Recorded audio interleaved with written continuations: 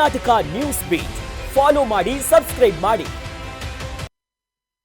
ಶ್ರೀನಿವಾಸ್ ಅವರ ಕ್ಷೇತ್ರ ಕೂಡ್ಲಿಗೆ. ಈ ಕೂಡ್ಲಿಗಿ ಕ್ಷೇತ್ರದಲ್ಲಿ ಇದೆಂತ ಅವ್ಯವಸ್ಥೆ ಅಂದ್ರೆ ಈ ಅವ್ಯವಸ್ಥೆಗೆ ಜನರೇ ರೋಸಿ ಹೋಗಿದ್ದಾರೆ.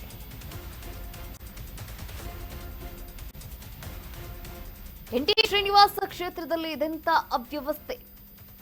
ಶಾಸಕ ಎನ್.ಟಿ. ಶ್ರೀನಿವಾಸ್ ಅವರ ಕ್ಷೇತ್ರದಲ್ಲಿ ಇದೆಂತ ಅವ್ಯವಸ್ಥೆ. ಕೂಡ್ಲಿಗಿ ಕ್ಷೇತ್ರದ ಕೈ ಶಾಸಕ ಎನ್.ಟಿ. ಶ್ರೀನಿವಾಸ್ ಹನುಮನಹಳ್ಳಿಯಿಂದ ಕೊಟ್ಟೂರಿಗೆ ಹೋಗುವಂತಹ ರಸ್ತೆ. ಈ ರಸ್ತೆಗೆ ಒಂದು ಅವ್ಯವಸ್ಥೆಯ ಆಗರ ಅಂತಾನೆ ಹೇಳ್ಬೋದು. ಇಡೀ ಕ್ಷೇತ್ರದಾದ್ಯಂತ ರಸ್ತೆಯಲ್ಲಿ ಗುಂಡಿಗಳದ್ದೇ ದರ್ಬಾರ್.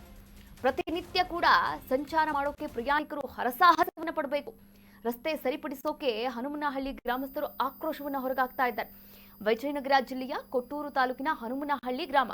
ನೀವು ಕೂಡ ದೃಶ್ಯಾವಳಿಗಳಲ್ಲಿ ಗಮನಿಸ್ತಾ ಇದ್ದಾರೆ. ಅದೆಷ್ಟು ವರ್ಷದ ಹಿಂದೆ ಮಾಡಿದ್ರೋ ಏನೋ ರೋಡು ಗೊತ್ತಿಲ್ಲ. ಇನ್ನ ಇಂತಹ ರೋಡ್ನಲ್ಲಿ ಪ್ರತಿದಿನ ಕೂಡ ವೆಹಿಕಲ್ಸ್ಗಳು ಓಡಾಡುತ್ತೆ ನೋಡಿ. ಯಾರೋ ಶಾಲಾ ಮಕ್ಕಳು ಓಡಾಡಬೇಕಾಗಿರುತ್ತೆ ಅಥವಾ ಕೆಲಸದವ್ರು ಓಡಾಡಬೇಕಾಗಿರುತ್ತೆ. ಎಲ್ಲರೂ ಕೂಡ ಓಡಾಡುವಂತಹ ಮೂಲಭೂತ ಸೌಕರ್ಯಗಳೇ ಇಲ್ಲ.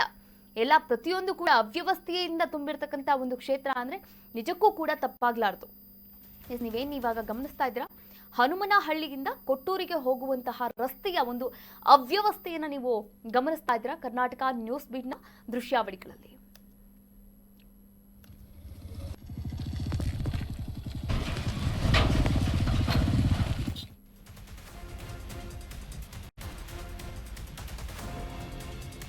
ಒಂದಲ್ಲ ಎರಡಲ್ಲ 15 ಕಿಲೋಮೀಟರ್ ರಸ್ತೆಯಲ್ಲಿ ಬರೀ ಗುಂಡಿಗಳದ್ದೇ ಸಾಮ್ರಾಜ್ಯ. ನಾಗರಕಟ್ಟೆ, ಮಂಗಹಳ್ಳಿ, ಜೋಳದ ಕೂಡ್ಲಿಗಿ ಸೇರಿದಂತೆ ಕೊಟ್ಟೂರು ಮಾರ್ಗದ ರಸ್ತೆಯಲ್ಲಿ ಬರ್ತಕ್ಕಂಥ ಎಲ್ಲಾ ಹಳ್ಳಿಗಳ ಒಂದು ರಸ್ತೆಗಳು ಕೂಡ ಸಂಪೂರ್ಣ ಹಾಳಾಗಿರುವಂಥದ್ದು.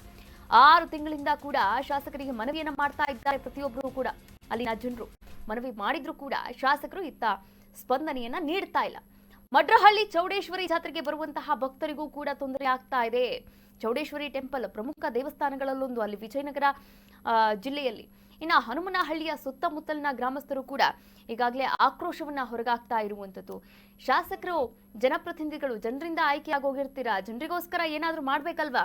ಇನ್ನು ಎಷ್ಟು ವರ್ಷ ತಗೊಳ್ತೀರಾ? ಇನ್ನು ಉಳಿದಿರೋದು ಇನ್ನೊಂದು 2 ವರ್ಷ. ಈ 2 ವರ್ಷದಲ್ಲಿ ಏನಾದ್ರೂ ಕೊಡ್ಬೇಕಲ್ಲ ಜನಕ್ಕೆ. ಇಂತಹ ಅವ್ಯವಸ್ಥೆ, ಕೆಟ್ಟದಾದಂತಹ ರಸ್ತೆಯನ್ನ ಕೊಡ್ತೀರಾ ಕೊಡುಗೆಯಾಗಿ ನಮ್ಮ ಜನಕ್ಕೆ?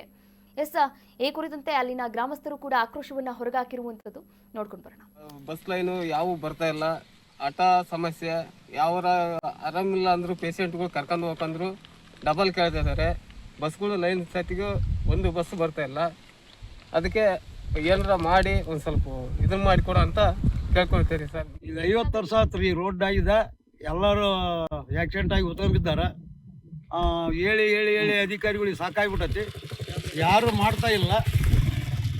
ಮೊನ್ನೆ MLA ಬಂದರು, ಅಲ್ಲಿಗೆ ಅರ್ಜಿ ಕೊಟ್ಟವಿ, ಏನು ಮಾಡ್ತಾನೆ ಇಲ್ಲ. ಎಲ್ಲ ಬಿದ್ದು 15 ಬೈಕ್ಗಳು ಬಿದ್ದು ಸತ್ತೋಗ್ಬಿಟ್ಟ ಸರ್. ಅದಕ್ಕೆ ಹೇಳಿ ಹೇಳಿ ಸಾಕಾಗೋದು ಸರ್. ಅದಕ್ಕೆ ನಿಮ್ಗೆ ಏನಂತಂದ್ರೆ ಕೊಟ್ಟೂರಿಂದ ಈಗ ನಾವು ಹನುಮನಹಳ್ಳಿ ಬರ್ಬೇಕಂತಂದ್ರೆ ಯಾವುದೇ ರೀತಿಯಾದಂತ ರೋಡಿನ ಸಂಪರ್ಕನೇ ಇಲ್ಲ. ಇಲ್ಲಿ ರೋಡ್ ಐತೆ ಅನ್ನೋದೇ ನಮ್ಗೆ ಗೊತ್ತಾಗ್ತಿಲ್ಲ. ಯಾಕಂದ್ರೆ ಪ್ರತಿಯೊಂದು ರೋಡ್ ನಲ್ಲಿ ನಾವು 1 ಕಿಲೋಮೀಟರ್ ಹೋಗ್ಬೇಕಂತಂದ್ರೆ ಏನಂದ್ರೆ ಅರ್ಧ ಗಂಟೆ ಟೈಮ್ ಬೇಕು. ಇಲ್ಲಿ ಹನುಮನಹಳ್ಳಿಯಿಂದ ನಾವು ದಿನ ನೋಡ್ತಾ ಇದೀವಿ ಬರೋಕಾರ ಇಲ್ಲಿ ಎಷ್ಟೊಂದ್ ಬೈಕ್ಗಳು ಆಯ್ತು, ಆಟೋಗಳು ಎಷ್ಟೊಂದ್ಸತಿ ರೀಲ್ಸ್ ಅದಿಗೂ ಬಿಚ್ಕೊಂಡು ಇಲ್ಲಿ ಸೈಡ್ ನಿಂತ್ಕೊಂಡಿದ್ದಾರೆ. ಯಾಕಂದ್ರೆ ಇಲ್ಲಿ ಹೆಂಗಿದೆ ರೋಡ್ ಭಾರಿ ಸಖತ್ ಐತಣ. ಅಂದ್ರೆ ಓಡಾಡಬಹುದು ಜನ ಅಂದ್ರೆ ಹಂಗಾಯ್ತು. ಯಾರಿಗಾದ್ರೂ ಮನವಿ ಮಾಡಿದ್ರ ರೋಡ್ ಸರಿಗಿಲ್ಲ ಅಲ್ಲ ಅಣ್ಣ? ಈ ನಮ್ಮ ಇವ್ರು ಅದಾರಲ್ಲ, ಯಾರು ಅವ್ರು ಇಲ್ಲಿ MLA ಆಗಲಿ ಯಾರೇ ಆಗಲಿ, ಒಬ್ಬರು ಈ ಊರಾಗ ಎಲೆಕ್ಷನ್ನಾಗ ಅಷ್ಟೇ ಬರ್ತಾರೆ, ಆಮೇಲೆ ಯಾರು ಬರಲ್ಲ. ಕತ್ರ ಬಿದ್ದು ಎಷ್ಟೋ ಬೈಕ್ಗಳೆಲ್ಲ ಬಿದ್ದು ನಾವು ಕೂಡ ಬಿದ್ದಿದ್ದೀವಿ. ಮತ್ತು ಮಾಸ್ಕ್ ಮಳೆ ಬಂದಾಗ ಓಡಂಗಿರಲ್ಲ, ಭಾಳ ತೊಂದರೆ ಐತೆ. ರೆಡಿ ಮಾಡ್ತೀವಿ. ಕರ್ನಾಟಕ ನ್ಯೂಸ್ ಬೀಟ್ ಫಾಲೋ ಮಾಡಿ, ಸಬ್ಸ್ಕ್ರೈಬ್ ಮಾಡಿ.